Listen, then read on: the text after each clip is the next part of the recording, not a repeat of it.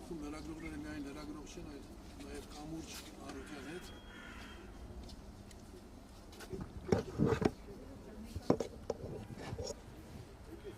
Մենք այսօր այստեղ ենք, որովհետև պարտավոր ենք մեծագույն հարգանքով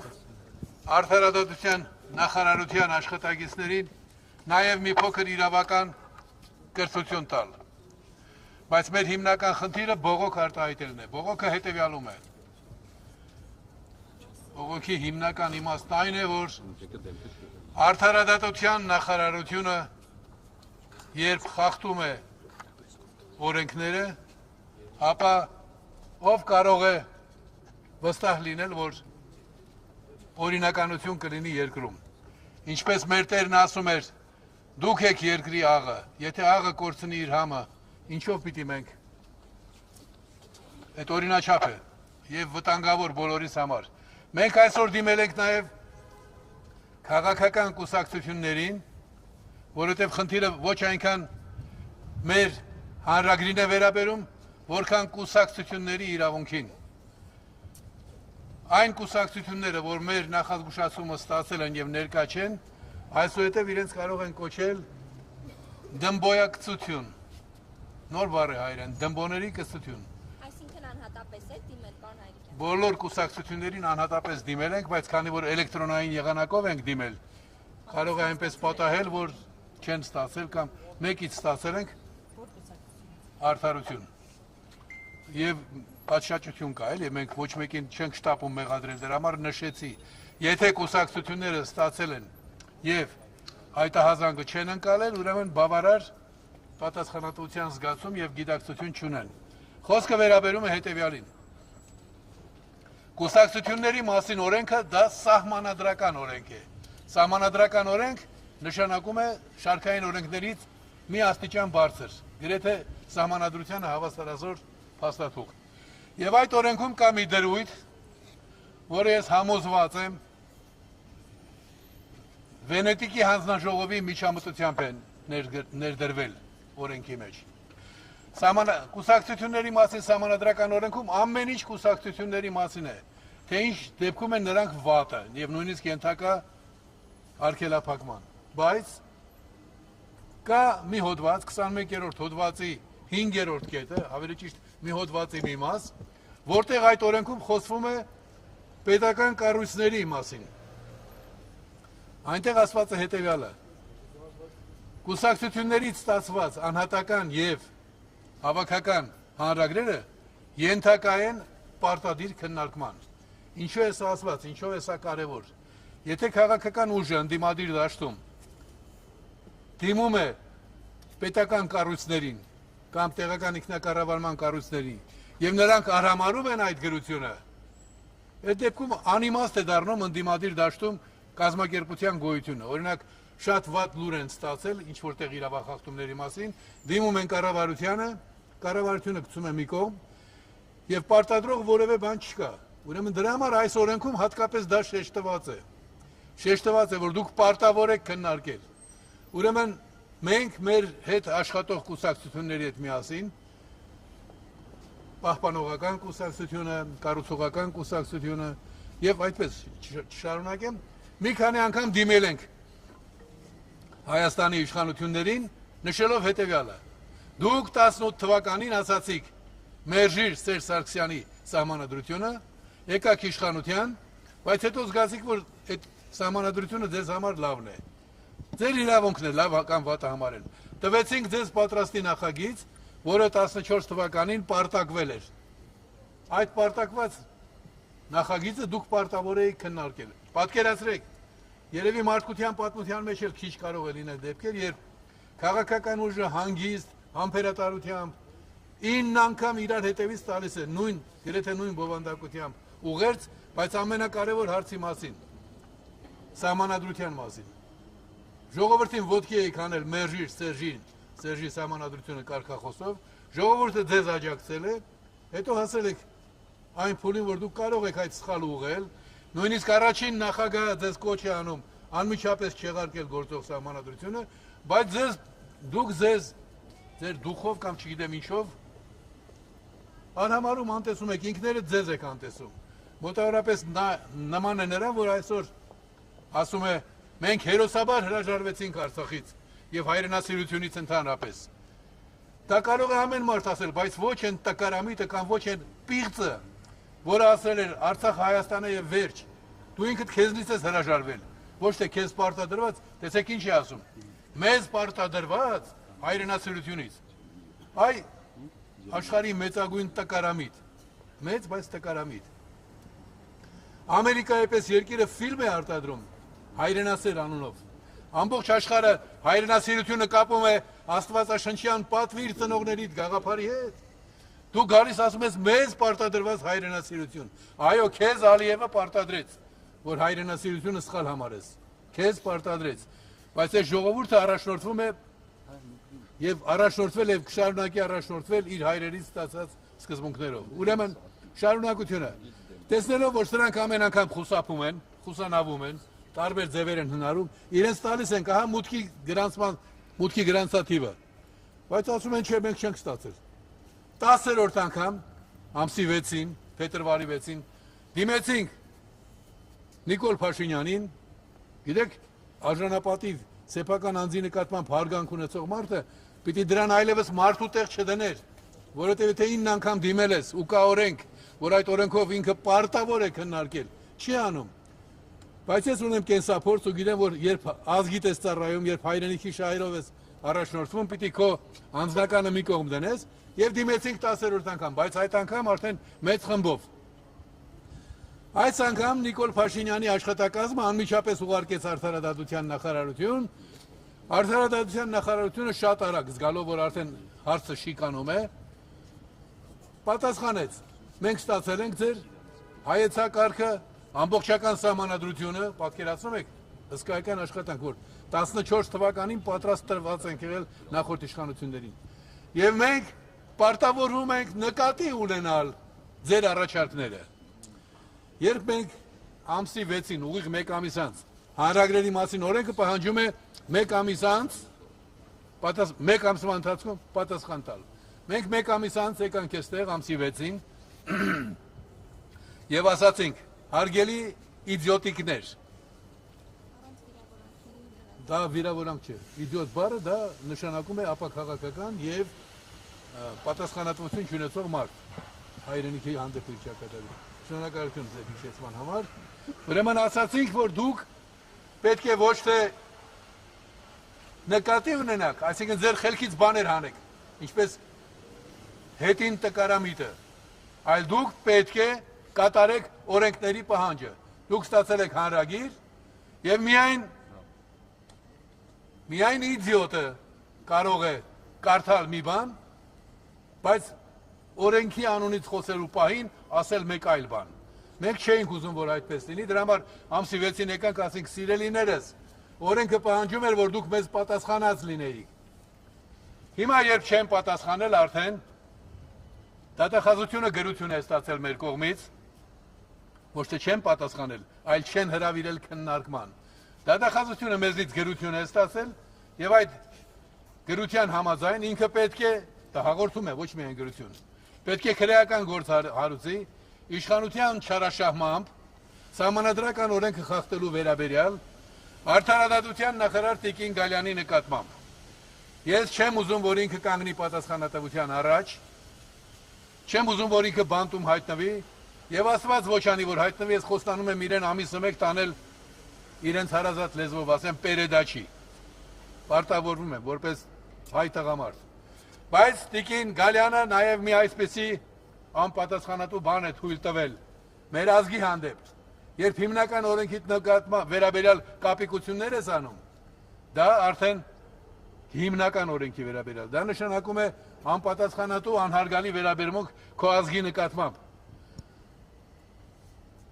Հայտարարեց, որ մարտ ամսին պատրաստ կլինի սահմանադրության նախագիծը, բոլորս ենք հիշում։ Այդ նախագիծը պիտի պատրաստ լիներ դեռևս 24 թվականին փոփոխությունների նախագիծը եւ հայեցակարգը։ Այն ժամանակ չէին արել։ Ես հունվար ամսին հայտարարեցի, Տիկին Գալյան, դուք հիմա էլ չեք կարող մարտ ամսին վերջացնել։ Հիմա արդեն ինքնապաշտպանության համար ասում են չենք հասցնի, նախապես ենք ասում, բայց ինչի է խոստանում։ Դուք ունեք նորմատիվ իրավական ակտ, որում ժամկետներ են նշված։ Մի կարևոր խախտում էլ ասեմ, իշխանության չարաշահումը եւ իշխանության չարաշահմամբ օրենքով չնախատեսված գործողություններ կատարելը քրեական հետապնդելի գործ է, քրեորեն հետապնդելի գործ է։ Այս կառույցը, որ ստեղծված էր նորմատիվ իրավական ակտով։ Նորմատիվ իրավական ակտը ժամանակավորապես գործող, հատուկ նպատակով գործող օրենք է, օրենքի նախագիծ։ Այդ նորմատիվ իրավական ակտում ասված էր, որ մասնագիտական հանձնաժողով պիտի աշխատի, այդ հանձնաժողովը ամեն մեկը ստանում էր ամիսը $2000 մաքուր։ Պատկերացրեք, ես 5 տարվա ընթացքում իրենք մոտ 200 միլիոն դրամ կամուն են տվել։ Պիտի աշխատի, այդ հանձնաժողովը պիտի պատրաստի նախագծերը ներկայացնի խորհրդին։ Երբ մենք մեղադրանք ներկայացրինք, որոնց մասին իրենք ասում են չենք ստացել, չեն եղել այդպիսի մեղադրանքներ, այնուամենայնիվ վախենալով հիմնավորվածությունից, որովհետև իրավունքի ուժը ամենակարևոր ուժն է։ Այս ամեն հայ մարդ պիտի հիշի, երբ խոսում ենք հզոր Հայաստանից, Հայաստանը պիտի լինի իսկապես իրավական պետություն։ Նիկոլ Փաշինյանն ու իր խամաճիկները տեսան, որ հիմնավորումը շատ լուրջ է։ Իրենք ապօրինի վարձատրություններ են տվել։ Իսկ դա ենթադրում է 5-ից 10 տարի պատասխանատվություն։ Եվ ինչ են անում։ Տիկին Գալյանը հայտարարում է մեր հանդիպման ժամանակ։ Ասում է, գիտեք, պարոն Հայրիկյան, այդ հանձնաժողովը արդեն լուծարված է։ Հիմա ես իրենց ամսի 6-ին հարցնում եմ, որ իրավական ակտով է լուծարված մասնագիտական հանձնաժողովը։ Եթե մասնագիտական հանձնաժողովը լուծարված է, ապա սահմանադրությունը ովքեր են գրում։ Եթե դուք մասնագետներից հրաժարվել եք, ովքեր են գրում։ Լավ, հասկացանք, վախեցաք, ցրեցիք, վախեցաք, որ ապօրինի վարձատրություն եք տվել։ Բայց դուք ասում եք, որ դեռ շարունակում եք աշխատել։ Այդ դեպքում ասեք, ովքեր են գրում սահմանադրությունը եւ պատասխանը։ Մեր աշխատակիցները։ Որ աշխատակիցները, Արդարադատության նախարարության աշխատակիցները։ Նույնիսկ գործադիր իշխանությունը իրավունք չունի, վարչապետն անգամ իրավունք չունի սահմանադրություն գրել, որտեղ սահմանադրությունը այն փաստաթուղթն է, որին իրենք պիտի ենթարկվեն։ Ուրեմն տեսեք, գործադիր օղակը գրում է իր ենթակային, գործադիր օղակը վարչապետը, Արդարադատության նախարարը հաջորդը, Արդարադատության նախարարները հաջորդը։ Ենթակային ասում է գրեք սահմանադրության նախագիծ, հետո ինչ որ նախագիծ է անունը, բայց դա ամենակարևոր փաստաթուղթն է։ Հայ ժողովրդի համար աշխարհով մեկ ապրող գենետիկորեն մի քանի 100 միլիոն հայերը, մի քանի 100 միլիոն գենետիկորեն, բայց ցավոք սրտի իրենց ազգային ինքնագիտակցությամբ 10 միլիոն հայերը պիտի սպասեն, թե դատուն ցանունով մի փոքրիկ ինչ է գրելու մեր ազգի համար։ Դուք պատկերացնում եք վիճակի սարսափելիությունը։ Ուրեմն հարցերը հետո մի քիչ հետո։ Եվ խոստանում են, որ մարտին կավարտեն։ Եթե դու խոստացար պատասխանատու կերպով մարտ ամսին ավարտել աշխատանքը ու չես կատարել, ինչ պիտի անես որպես պետական պաշտոնյա։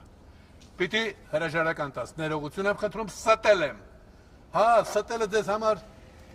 բառայեղկեցվածք է, բայց մի քանի անգամ ես ստել նույն թեմայով։ Լավ, դու չես հասկանում։ Ենթադրենք, քո վերադասը իսկապես վարչապետ է։ Նա չի ասելու, տիկին ինչու ես ինձ խաբել։ Հասկացանք, որ Լևոն Տեր-Պետրոսյանի աշակերտն ես, որ իր դրական դրսևորումների կողքին ունի նաև բացասական դրսևորումներ, ինչպես մեզնից ամեն ոք։ Բայց երբ հանրային կյանքին է վերաբերում, ինչու եմ Լևոն Տեր-Պետրոսյանին տալիս։ Ինձ ասաց, բնակավայրերը, որտեղ դու կառուցում ես 92 թվականին, պաշտպանված են։ Ինձ դա ասել է Վազգեն Սարգսյանը։ Այդ պաշտպանված վայրում հարձակում եղավ փախստականների վրա, իմ զինվորների վրա, Սյունիքի աշխարհազորի վրա եւ 23 հոգի սպանվեցին։ Հետո հարցնում եմ Լևոն Տեր-Պետրոսյան, քեզ խափող մարդուն դու ինչ ասացիր։ Բայց իրեն կար ժամանակով հեռացրել եմ։ Ինչևէ, հիմա սա հիշեցնում է այդ ժամանակաշրջանը, բայց մենք ապրում ենք հավերժական ճշմարտություններով ապրելու երազանքով։ Հայերը,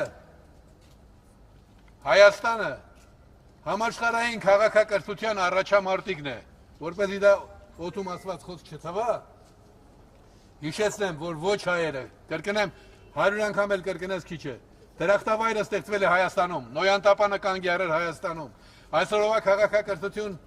քաղաքակրթության հիմք հանդիսացող քրիստոնեական արժի համակարգը պետականորեն ընդունվել է Հայաստանում։ Հիմա այս Հայաստան երկրում այսքան պղծություն, այսքան սուտ, ինչպես կարելի է հանդուրժել։ Դրա համար այսօր ես որոշեցի շատ արագ, պաշտոնապես, վերջին անգամ նախազգուշացնել, որ դուք ամենավատ բանն եք անում, որ կարող էիք անել։ Դուք սահմանադրական օրենք եք խախտում հայության գլխավոր փաստաթղթի նկատմամբ։ Եվ միաժամանակ այսօր այս ամենի մասին փոխանցված փաստաթուղթը փոխանցել ենք հաղորդումը 2 օր առաջ դատախազությանը եւ վարչապետին հիշեցում կատարել, որ դուք ձեր տեղում չեք։ Եվ եթե դուք ինքներդ ձեզ գնահատական տալու ընդունակ չեք, Հայաստանում կան մարդիկ, որ ի վիճակի են դա անել եւ իրավունքի ուժով ձեզ կարգի հրավիրել։ Ճիշտ է, դուք կփորձեք էլի խուսանավել, օրինակ մենք լուծարել ենք, բայց մինչև լուծարումը դուք 200 միլիոն դրամից ավելի անտեղի գումար եք տվել։ Դուք ասում եք հիմա արդարադատության աշխատակիցներ են աշխատում, բայց նրանցից ամեն մեկը աշխատանքի ընդունվելուց առաջ ունի որոշակի պարտականությունների ցանկ։ Այդ ցանկում չկա սահմանադրություն գրել հայ ժողովրդի համար։ Ինչ իրավունքով ես դու մարդու իրավասություններն ու լիազորությունները ընդլայնում նոր գործ տալիս։ Ես հարցնում եմ Տիկին Գալյան, հիմա այդ սահմանադրություն գրողները վարձատրվում են, գացում է իրենք իրենց աշխատավարձն են ստանում։ Իրենք իրենց աշխատավարձները ստանում են այլ նպատակներով։ Այս ամենը անհանդուրժելի է եւ եթե մենք այսօր իրենք Սախարովը մենակ էր, 250 միլիոնանոց Ռուսաստանում այն ժամանակ սովետական միությունում, ինքը մենակ էր, բայց աշխարհը իրեն համարում էր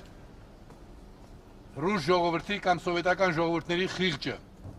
Ու ինքը կարողանում էր մարդու իրավունքների պաշտպանության ոլորտում համաշխարհային ուշադրություն հրավիրել տեղի ունեցող բացասական երևույթների վրա։ Ես 24 տարեկան եմ, երրորդ անգամ կանգնեցի դատարանի առաջ, 25 տարեկան։ Դատավարության ընթացքում ինքը դիմել էր ամբողջ մարդկությանը, որ Հայաստանում անարդարացիորեն դատում են անկախություն պահանջող երիտասարդին ու իր ընկերներին։ Խնդրում ենք ձեր աջակցությունը։ Հիմա այսօր մենք դիմել ենք քաղաքական ուժերին, կարող է լավ չենք դիմել, ուշ ենք դիմել, ժամանակ չենք տվել, բայց քաղաքական բոլոր ուժերի պարտականություններ այսօր առանձին մեզնից անկախ բարձրացնել այս հարցը, որովհետև եթե այսօր Հայաստանի առաջին կազմակերպության, սովետական միության առաջին կազմակերպության ԱԻՄ-ի արդարացի պահանջն է անտեսվում, օրենք է խախտվում, դա նշանակում է բոլոր կուսակցությունները, որոնք գործում են կուսակցությունների մասին սահմանադրական օրենքի կանոններով, նրանց բոլորի հետագա գործունեությունը կասկածի տակ է։ Քաղաքական կուսակցություններ, սիրելի հետևորդներ այն քաղաքական ուժի, որ ժամանակին ասում էր, մենակ կոմունիստները չեն լինելու։ Կոմունիստներ մենք էլ կանք, ազգային կազմակերպություն էլ կա։ Հիմա դուք այդ ճանապարհով եկել եք։ Լևոն Տեր-Պետրոսյանի խոսքերով, Պարույր Հայրիկյանը եւ իր ընկերները 90 թվականին պարլամենտում։ Այն մարդիկ են, որ ամբողջատիրության դժվար տարիներին մեզ համար ճանապարհ հարթեցին։ Հիմա այդ ճանապարհով եկած քաղաքական ուժեր, դուք ընտրություններից եք խոսում, եթե կուսակցությունների մասին օրենքը խախտվում է, դուք ընտրությունների ինչ հույսով եք ուզում գնալ։ Դուք այսօր պիտի կարգի հրավիրեք, որ ընտրությունը ընտրություն լինի։ Եվ պարտադիր չէ ինձ հետ, որտեղ դուք իմ կողքին կանգնելու մակարդակից շատ ցածր եք։ Ձեզ թվում է, թե իմ թևի տակ պիտի լինեք։ Այդպիսի բան չկա։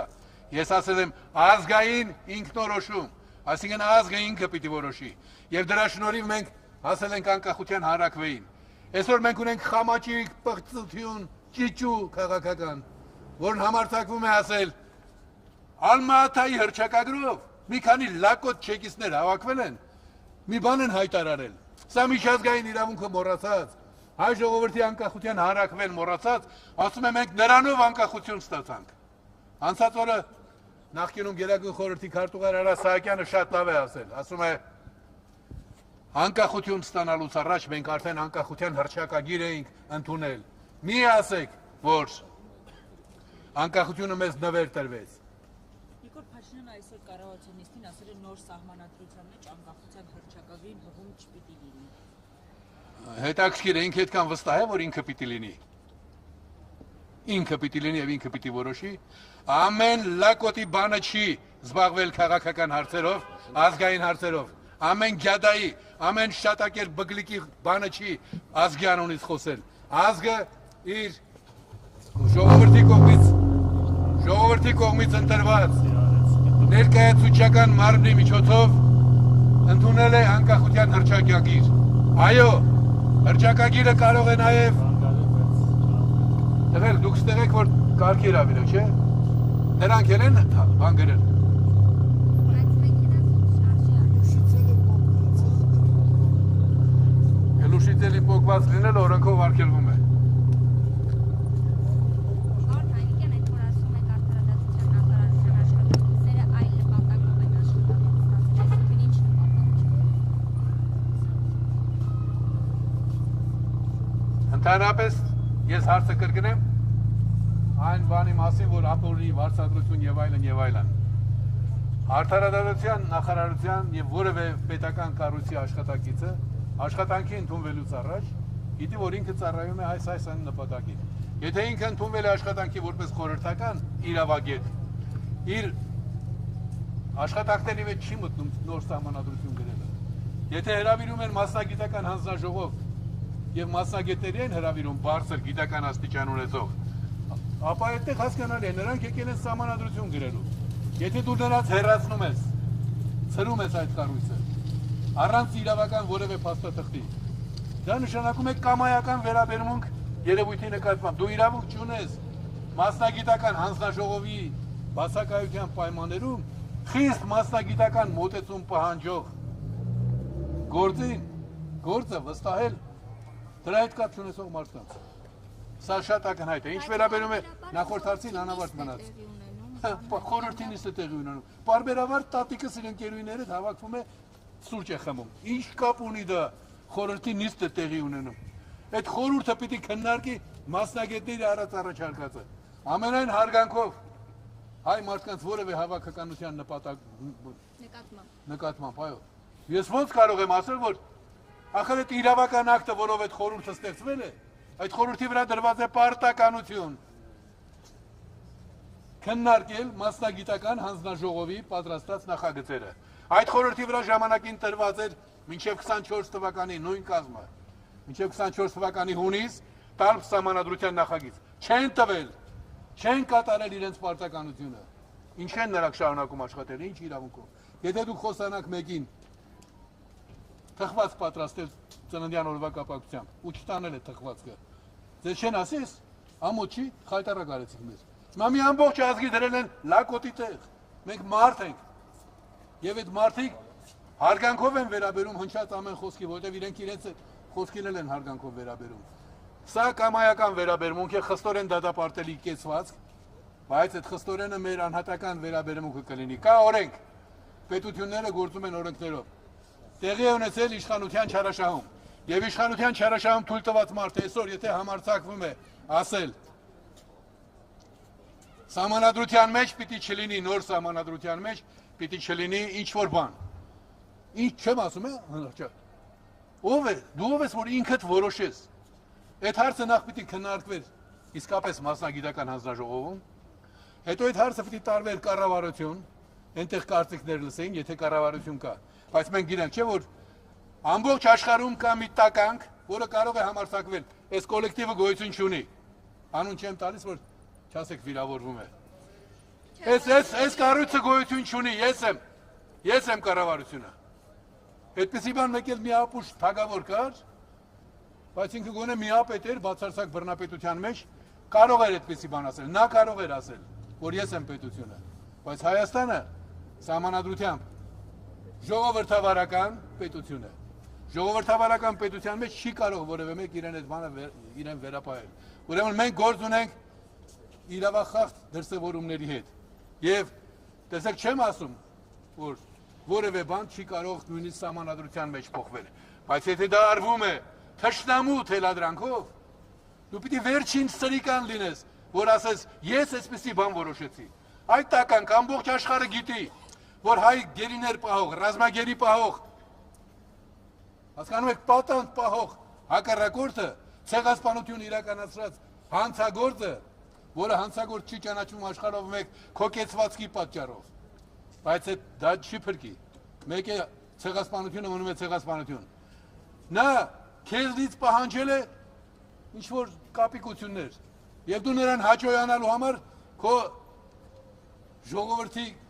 սրբություններն ես պատրաստ ոտնահարել։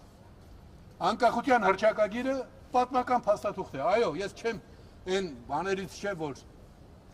մոլարաններից չեմ, որ ասեմ, գիտեք ինչ կա անկախության հռչակագիրը սրբություն է։ Անկախության հռչակագիրը որոշ դրույթներ փոխվել են։ Դա կյանքի զարգացման հետ կարող է կապ։ Այսինքն անկախության հռչակագրով Հայաստանը պիտի պարլամենտին ենթակա բանակ ունենար օրինակ, բայց հարցը դրա մասին չի։ Հարցն այն է, որ դու ինչքան չես կարող ազնվորեն ասել։ Ժողովուրդ, մեր թշնամին այս ինչ բանն է պահանջում, եւ ես դրան ենթարկում եմ։ Փոխելու հիմքը որն է։ Մեր սահմանադրական դատարանը որոշում է ընդունել, որ անկախության հռչակագիրը իր մեջ չի պարունակում սպառնալիք հարևանների վերաբերյալ, որ դա իսկապես օրինական փաստաթուղթ է։ Հիմա ես այդ խնդրին չեմ ուզում անդրադառնալ, բայց նրբերանգներին։ Ես խոսում եմ մի կարևոր բանի մասին։ Մենք գիտենք ով է պահանջել Հայաստանի սահմանադրությունը փոխել։ Եթե անգամ այդ սահմանադրությունը ունենար իսկապես թերություններ, նույնիսկ այդ դեպքում մենք պիտի ասենք, քանի որ մեր թշնամին իրեն բացահայտորեն հայ ժողովրդի թշնամի ազդարարած բռնապետի պահանջն է դա, մեր անվտանգությունից ելնելով մենք պարտավոր ենք դրան հակադրվել։ Այսինքն ասել գնաք ու զբաղվի քո գործերով։ Գտնել հազար ու մի բան, որ իրենց թույլ են տալիս։ Օրինակ չէին հայտարարել սահմանադրության փոփոխման անհրաժեշտության մասին։ Ներողություն։ Եկեք հարցերը չշփոթենք իրար հետ։ Հարցը այսպեսին էր, որպեսզի բոլորիդ լսելի լինի։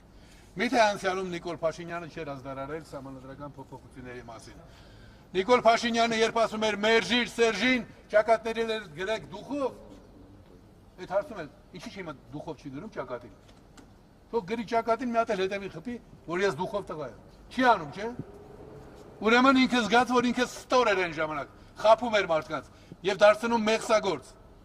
Այն ժամանակ, երբ ասում էր մերժիր Սերժին, դա նշանակում էր սահմանադրությունը պիտի փոխենք։ Բայց չփոխեց, չէ՞, 7 տարի անցավ։ 7 տարի անցավ եւ սահմանադրությունը մնացել է նույնը։ Սահմանադրության մեջ փոփոխություններ կատարել էր ասում։ Նա չէր ասում նոր սահմանադրություն է պետք։ Որովհետեւ նոր սահմանադրությունը նշանակում է ամեն ինչ զրոյից սկսել։ Զրոյից սկսողը հեղափոխական է։ Հեղափոխական ամենաբացասական իմաստով։ Այսինքն հայրերի կատարած աշխատանքը անտեսող, չընդունող։ Ես հասկանում եմ, որ իհարկե կարող է որոշ պահի փորձենք, ես էլ եմ չէ փորձում երբեմն։ Գուցե այս բանը ես չեմ հասկանում։ Հա իրենից 10 անգամ ավելին եմ հասկանում, բայց կարող է այս հարցում սխալ եմ։ Բայց այստեղ մենք ունենք պատմական փաստերի շարք։ Այդ մարդը ասել է Սերժի Հակով է կարած այս սահմանադրությունը եւ արդեն 7 տարի է ամոթ չի զգում, որ այդ Սերժի Հակով կարած սահմանադրությունը ինքը շարունակում է կրել։ Եվ հիմա երբ որ ինքը խոսում էր նոր սահմանադրության մասին, այն գիտեք չէ որ ասում է տղամարդ եմ, թախտի տակից դուրս չեմ գա։ Այդ կեցվածքով ուզում է ասել որ գիտեք մենք նոր սահմանադրություն ենք ընդունում։ Մենք Ալիևի կմահաճույքները չենք կատարում։ Իսկ դուք այսօր Սրբույր Գալյանի հետ հանդիպում Սրբույր Գալյանը իր հետ ինձ հետ հանդիպելու իրավունքից ինքն իրեն զրկել է։ Մենք մի անգամ հանդիպել խոսել ենք, ես որևէ հայհու մասին չէի կամենա այդպեսի բան ասել, բայց որպես իրավագետ եմ խոսում, նա դարձել է կամակատարը մի անձի, որը իրեն պարգևավճար է տալիս։ Դուք գիտեք չէ, պարգևավճարով գործանողներն ինչ են կոչվում։ Ինքը քաղաքական այդ որակին է ասել եւ արժանի չի որ ես իր հետ հանդիպեմ, իր հետ հանդիպման հնարավորություն ինքը կորցրել է, իր հետ որևէ հարց քննարկելու պատվից զրկվել է։ Լավագույն դեպքում ես ասում եմ, իրեն երբ ինքը բանտում կլինի, կխնդրեմ որ մեղմ վարվել, որովհետեւ կին է ի վերջո, եւ ամիսը մեկ խոստանում եմ բոլորիդ առաջ անպայման իրեն պերեդաչի կտանեմ։ Հանձնուկ չէ, պերեդաչի։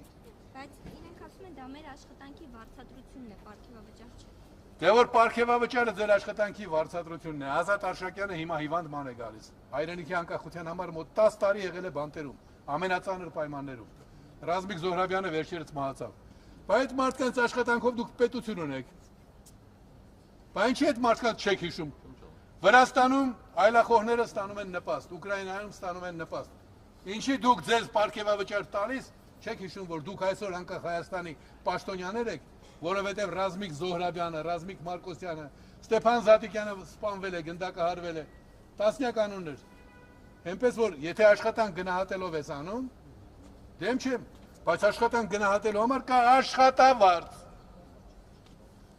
Աշխատանքը գնահատվում է աշխատավարձով։ Պարգևավճարներ կարող են լինել, բայց այդպիսի թալան։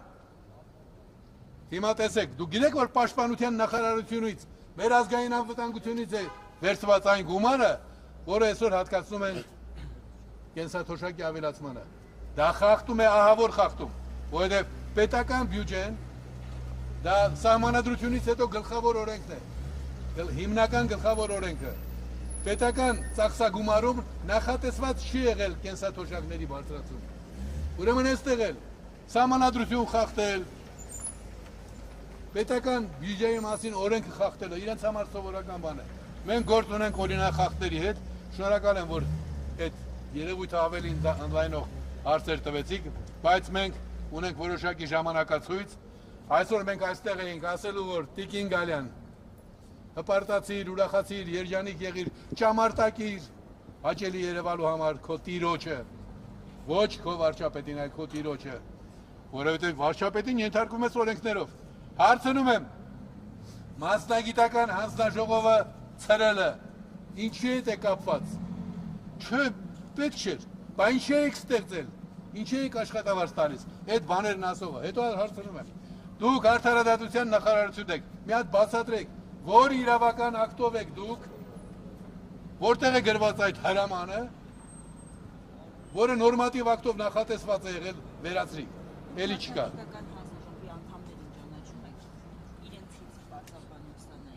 Չէ, մասնագիտական հանձնաժողովի աշխատներին ես ճանաչելու պարտականություն չունեմ։ Նրանք ամեն մեկի իրավաբան են, ինչ-որ գործ էին կատարում։ Եղել են տարբեր մասնագետներ, գիտեմ շատ պարկեշտ մարդկանց մասին, որ հրաժարվել են, լսելով իմ մեղադրանքները ժամանակին, բայց այս 5 տարվա ընթացքում իրենք փորձում են ինչ-որ բան անել, հնարավորություն չէր տրվում։ Սահմանադրությունը, սահմանադրական այդ մասնագիտական հանձնաժողովի բոլոր աշխատանքները վերահսկում էր Տիկին Գալյանը, վերջի շրջանում։ Դրանից առաջ մյուս պատահական մարդիկ։ Պատահական եմ ասում, որովհետև հերթով ստում էին, են Կարեն Անդրեասյանից սկսած, որ կարդակ իրենց հարցազրույցներ են ժամանակ, հերթով ստում էին, միայն թե Հաճոյանան Նիկոլին։ Ուրեմն շնորհակալություն, որ այսօր Հայաստանի մի շարք քաղաքացիներ եկան իրենց աջակցությունը հայտնելու այս գործին։ Կրկնում եմ, սրտանց տխրում եմ, որ Հայաստանի քաղաքական կուսակցություններ կոչվող ուժերը չեն հասկանում, որ սա վտանգ է ոչ թե միայն ԱԻՄ-ի հանդեպ, որ օրենքով նախատեսված գործողությունները կոպտորեն խախտվում են, այլ բոլորի հանդեպ։ Սա հազանգ է այն բանի, որ մենք ընտրություններ չենք ունենալու, որովհետև ընտրություններին մասնակցելու պարտավորություն ունեն եւ իրավունք ունեն կուսակցությունները, բայց եթե կուսակցությունների սահմանադրական իրավունքն է խախտվում, սահմանադրական օրենքով նախատեսված իրավունքը, ինչ ընտրություններ։ Ուրեմն սա պետք է մեզ զգաստացնի, մենք պիտի փորձենք գտնել համագործակցության եզրեր, որովհետև այս հայրենիքը ժամանակին KGB-ի բանտում ասում է, ինչ այս հայրենիքը իմն է միայն։ Այն ժամանակ 20-25 տարեկան էի տարբեր փուլերում։ Այդ զգացողությունը կար։ Ինչ վերաբերում է ընտրություններին մասնակցել կամ մյուս հարցերին, ես իհարկե դրանց հետո այլ առիթով կպատասխանեմ, այսօր մենք նպատակաուղղված եկել էինք շեշտելու, որ դուք օրինախախտ եք եւ Հայաստանում կան մարդիկ, որ գիտեն դուք ձեր օրինախախտ լինելը։ Եվ տեսեք, եթե 87 թվականին մենք 5 հոգով, միայն 5 հոգի կար ամբողջ Հայաստանում, ամբողջ հայության մեջ, որ ասում էր պետք է ձգտել անկախության։ Ու այդ 5 հոգից կարողացանք համոզել քարոզչական աշխատանքներով, հետևողական աշխատանքներով, հետո 2.400.000 մարդ քվեարկեց անկախության օգտին հանրաքվեի ժամանակ։ Այսօր մենք այստեղ բարեբախտաբար 5 հոգի չենք, դրանից առաջ եղել են 50 հոգով, 100 հոգով։ Այսօր այստեղած մարդիկ շատ ավելին են, քան անկախության պայքարը սկսելիս։ Մեր խնդիրն էր ցույց տալ, որ ձեր հանցագործությունը տեսել ենք, տալիս ենք ընթացք եւ պետք է հետևողական լինենք։ Այդ հետևողականության հարցում Ինչպես։ Նկատի ունեք հավաքվածներն ավելի շատ են, քան այն ժամանակ։ Հիմա։ Իհարկե, այն ժամանակ 5 հոգի էինք, հիմա 10-15 հոգի ենք։ Հա, ուղղակի հետևից չի երևում, կարևոր չի դա։ Մեզ հետ են այսօր հարյուրավոր մարդիկ, հարյուրավոր, կարող եմ հանել հեռախոսը ցույց տալ, որ այնքան կուզեինք ձեզ հետ լինել, բայց չեն կարող, հիվանդ են կամ հեռու են կամ աշխատանք են։ Այդ չի կարևորը։ Կարևորն այն է, որ կատարվում է խախտում Հայաստանի իրավական պետություն լինելու նկատմամբ, ոչ թե մեկ մարդու նկատմամբ, այլ իրավական պետություն լինելու նկատմամբ, եւ դա մենք նկատել ենք, հիմա վստահ եմ, տեսեք, իրավական կրթություն ունեցող կամ մասնագիտացում ունեցող մարդիկ ասում են, բայց իսկապես մենք ոնց չէինք նկատել։ Բնական է, կարևոր բաները միշտ չի որ միանգամից նկատում ես։ Պարոն Հարիկյան, իսկ ինչ եք կարծում, Նիկոլ Փաշինյանը ընտրություններին հաղթելու շանսեր ունի, որովհետև ասում են, որ իրեն կհաղթահարեն այդ շեմը։ Ուրեմն որևէ բազմակուսակցական ներկայացուցչական կառույց ունեցող երկրում որևէ երբեք որևէ առանձին քաղաքական ուժ 20%-ից ավելի չի ստանում, եթե բազմակուսակցական է։ Ծիածան ունի 7 գույներ, այդ 100%-ը բաժանում ես 7-ի վրա, մոտավորապես դա է։ Ուրեմն եթե դաշինքներ են ձևավորում կամ լինում են մեծ կազմակերպություններ, դրանք սովորաբար ստանում են 20-22%։ Այդպես է բազմակուսակցական ընտրություններով ձևավորված կառույցներում։ Գերմանիայի նման մեծ երկիր եւ մեծ փորձառություն ունեցող, տեսեք, նույնիսկ քրիստոնյա դեմոկրատները ստիպված եղան համագործակցել իրենց ընդդիմախոսների հետ կոալիցիոն կառավարություն ստեղծելու համար։ Մենք ունենք լպիրշության ամենաբարձր մակարդակին հասած գործիչներ, որ ոչ միայն ուզում են մեծամասնություն ստանալ, այլ խոսում են որակյալ մեծամասնության մասին։ Այսինքն մենք պարլամենտում ունենալու ենք այնքան ձայն, որ պարլամենտով կարողանանք սահմանադրություն փոխել։ Դա ցույց է տալիս, որ մենք գործ ունենք հետի նկատառումներով առաջնորդվող մարդկանց հետ։ Եվ մի բան էլ ասեմ, պատմական փաստ։ Այսօր մենք ընտրության ենք գնում նույն ընտրական օրենսգրքով, որով որ ընտրությունը նախատեսված էր 18 թվականին։ 18 թվականի պետական ծրագրում, կառավարության ծրագրում գրված է. այս ընտրական օրենսգրքով արդար ընտրություններ իրականացնել հնարավոր չի, գրել է Նիկոլ Փաշինյանը։ Բայց դրանով գնացին այն մեկ ընտրությանը, մյուս ընտրությանը, հիմա էլ նույն օրենքով ուզում են գնալ մյուս ընտրությանը։ Արդյոք ես եմ ասում, որ այս ընտրական համակարգը լավը չէ, իրենք են ասել։ Իրենք ասել են, բայց համարում են հետո, որ մենք արդար ենք ընտրվել։ Մի բան էլ ասեմ, որ մերկապարանոց չլինի։ Անցյալ ընտրությունները կայացան այն պատճառով, արտահերթ ընտրությունները, որ վարչապետը չէր ընտրվել պարլամենտում։ Եթե վարչապետը պարլամենտում չի ընտրվել, նա իրավունք չունի աշխատել վարչապետի պաշտոնակատար։ Մենք անցյալ ընտրություններին գնացել ենք այդ պայմաններում։ Այնպես որ արդար ընտրությունների մասին խոսակցություններ մենք հետո կունենանք, բայց իրենք նախնական գնահատականը տվել են։ Այս ընտրական օրենսգրքով, այս սահմանադրությամբ արդար ընտրություններ իրականացնել հնարավոր չի։ Ձեզ մի նորություն ասեմ հանձնաժողովի աշխատանքներից։ Հայաստանում կա մի արատավոր ավանդույթ, որ կայուն մեծամասնություն պետք է ստեղծվի ամեն գնով։ Այսինքն պարլամենտում ստացար 21%, մյուսները 15%, այդ 21% ստացող ուժը ստանում է 50%-ից ավելի, կայուն մեծամասնություն։ Դրա դեմ իրենք լրջորեն աշխատում էին։ Հիմա այս փոփոխությունների ընթացքում դա մի երևույթ է, որի մասին բոլորը խոսում էին, ասում են չի կարելի, ամոթ է, մեր սահմանադրության մեջ գրված է համամասնական ընտրություններ, ներկայացուցչական կառույց։ Հիմա որոշել են մեծ քայլ են անում։ Եթե առաջին փուլում, առաջին ընտրության ժամանակ ներողություն, չի ձևավորվում կայուն մեծամասնություն, այդ դեպքում նորից պիտի գնանք կայուն մեծամասնության սկզբունքով։ Իսկ կայուն մեծամասնության սկզբունք նշանակում է խտրական վերաբերմունք մարդկանց նկատմամբ։ Դա առանձին տեսական հարց է, ես դրա մասին գիտական աշխատություններ ունեմ, առիթ կլինի կխորանալ, կամ ովքեր ուզում են կարող են դեմոսկետեում նայել։ Բայց մեր քաղաքակրթության մեծագույն ձեռքբերումն այն է, որ խտրականությունները նվազագույն են հասցված։ Հիմա իմ տված նախագծում, որ իրենց տրամադրության տակ է, ոչ թե նվազագույնի է հասցված, այլ խտրականությունն ընդհանրապես վերանում է։ Գնացել ես ընտրությանը մասնակցելու, ինչ տեսակի շեմ ուզում է լինի, քո ձայնը երևում է պարլամենտում, որովհետև պարլամենտականները քվեարկելու են իրենց ստացած ձայների քանակով։ Կարծում եմ մեր ժամանակին ով կարող է տեղեկություն տալ։ Պիտի արդեն գնանք չի դատախազություն։ Մի բան հարցնեմ, որ Վերջին հարցն է։ որ ասում եք պաշտպանության նախարարության բյուջեի հաշվին է նաև այդ եք, որ այս տարի ծախսերը կրճատվեցին բյուջեի։ Ես մանրամասների մեջ չեմ ուզում խորանալ, բայց փաստ է, պետական բյուջեն օրենք է։ Նա հստակ սահմանում է, թե ինչ ծախսեր պետք է լինեն տարվա ընթացքում։ Եվ բոլորը հոդված առ հոդված։ Այնտեղ բացառիկ դեպքերի համար լինում է որոշակի ծախսագումար նախատեսված, որ պահուստային ֆոնդ են կոչում։ Այսպեսի կենսաթոշակի ավելացումը իհարկե շատ հաճելի է, բայց ընդհանուր առմամբ տարվա կտրվածքով վերցնում ես, ակնհայտ է, որ հսկայական գումար է դառնում։ Եվ մենք հետաքրքրվեցինք եւ պարզվեց, որ կրճատումներ են արվում պաշտպանության ծախսերում, որպեսզի ընտրակաշարք բաժանեն, օրինական ընտրակաշարք բաժանեն քաղաքացիներին, տրամադրելով, որ գիտեք ինչ մարդիկ, ես պապս ինձ փող էր թողել, այդ պապուս փողը հիմա բերել եմ, բաժանում եմ ձեզ։ Որտեղ մարդկանց մեծ մասը չի հասցնի, բայց մենք կօգնենք, որ հասկանան, որ հորը տնից չես բերել այդ փողերը, որ տալիս ես որպես կենսաթոշակ, դու պարտավոր ես տալ։ Դա այդ մարդկանց կուտակած գումարն է, իրենց կատարած աշխատանքի արդյունքը։ Բայց այնպես է ներկայացում, որ տղան քնից զարթնեց, կնոջից էլ լավ խորհուրդ ստացավ։